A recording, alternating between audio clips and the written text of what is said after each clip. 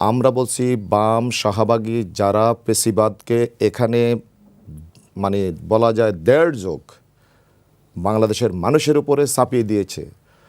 বাম রামরা মিলে শাহবাগ আবিষ্কার করেছে, একজন মানুষকে, জীবন্ত মানুষকে আপনার খুন করেছে, রায় হয়েছে, রায় পাল্টিয়েছে।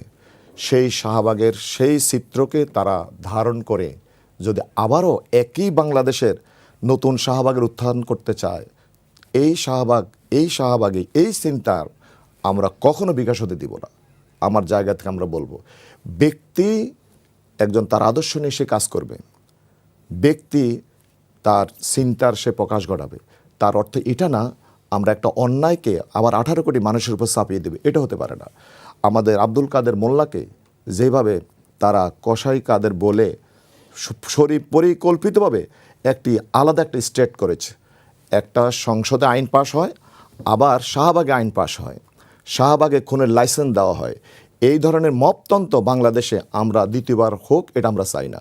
এবং আপনারা জানেন আমরা সেই স্টাবলিশমেন্ট থেকে এখনও আমরা বের হতে পারি নাই। আপনি দেখেন ফয়সাল করিম মাসুদ, আপনার নভেম্বর, আমি যতটুকু জানি, শুনেছি, দেখছি, নভেম্বরে সে গ্রেপ্তার হলো, সে আর্মস নিয়ে গ্রেপ্তার হলো, আবার সে ফেব্রুয়ারি থেকে সে বের হয়ে গেল।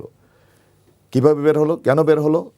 এটা হচ্ছে আমাদের অতীতে ফেসিবাদের যে এখানে যে ময়লা আবর্জনা স্তূপ, এই কারণে আজকে সারা বাংলাদেশের মানুষের যে ক্ষোভের জায়গা কিন্তু এখানে।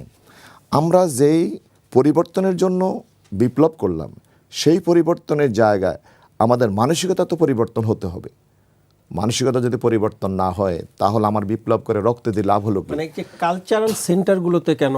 আমি শুধু কালচার কথা বলছি না, শুধু বাংলাদেশের অর্থনীতি, বাংলাদেশের রাজনীতি, বাংলাদেশের টোটাল সিভিলাইজেশনটাকে ধ্বংস করে দেওয়া হয়েছে। আমাদের সালাম ভাই যে বলেছে, এই সমাজটা পচে গলে দুর্গন্ধ বের হচ্ছে। নৈতিকতাহীন সমাজে এই ধরনের ফেসিস্ট অথবা এই ধরনের কালচার স্বাভাবিক।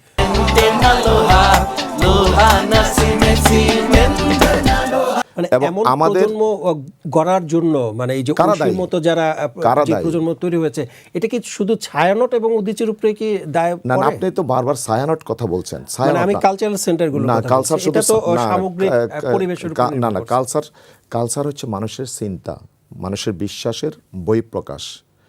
কালচার মানে বামপন্থার বহিঃপ্রকাশটা কালচার কেন আমরা বলবো? ইসলাম এবং মানুষের তাহাজিব তামদ্দুন, এখানে 18 কোটি মানুষের প্রায় 80%, 90% মুসলমান আছে।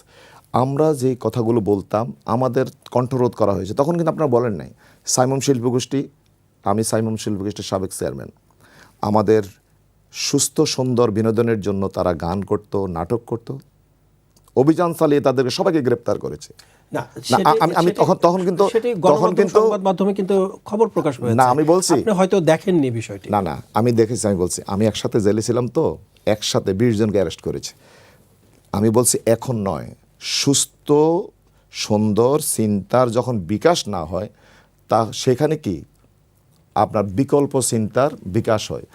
সত্য বিকাশ লাভ না করে মিথ্যা বিকাশ হয়, এটা স্বাভাবিক। আমরা বলছি সত্য সুন্দর সুষময় একটা বিকশিত জীবন ব্যবস্থার জন্য আমরা সংগ্রাম করছি, ন্যায় এবং ইনসাফের প্রতিষ্ঠার জন্য সংগ্রাম করছি।